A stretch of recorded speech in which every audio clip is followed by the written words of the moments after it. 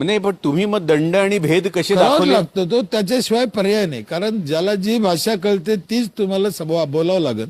नाही, एखादं उदाहरण सांगा की मग आम्हाला. म्हणजे हागणदारी मुक्त करताना असेल, टॅक्स भरताना असेल. हम्म. आता आम्ही 15 वर्षापूर्वी पिठाची गिरणी टाकली होती, त्यावेळेस लोकांना त्याचं खूप आश्चर्य वाटायचं की हे काय बाबा, टॅक्सेस भरत नव्हते लोक. 1 रुपया नाही ग्रामपंचायतच्या खात्यामध्ये. साधी प्लास्टिकची खुर्ची घ्यायला पैसे नव्हते ग्रामसेवकाकडे. 7 सदस्य 2 खुर्च्या होत्या. हम्म. मग कसं बसायचं? मग मी विचार केला की बाबा यांना पैसे द्या म्हणल्याने कोण देणार? मग यांना काय मारणार का? नाही. मग आम्ही पिठाची गिरणी टाकली ना, ऑफर दिली, जो टॅक्स भरून त्याला वर्षभर दळण फुकट. मी गणित मांडलं की मला वर्षाचा किती खर्च येईल, यांच्याकडून किती येईल, परवडतं की नाही परवडतं? म्हणलं परवडतं. हम्म. तर जे लोक पैसे भरायला लागले, महिला वर्षभर दळण फ्री म्हणल्यावर हम्म. धन धन धन धन, आणि इकडून कधी 200-500 वाढत गेलो, इकडून सुविधा वाढत गेलो.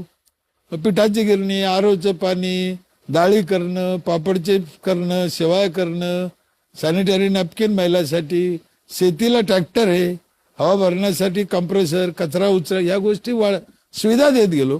आज माझ्या गावचे लोक 30-32 लाख रुपये टॅक्स वन टाइम पहिल्या दिवशी भरतात 1 एप्रिलला.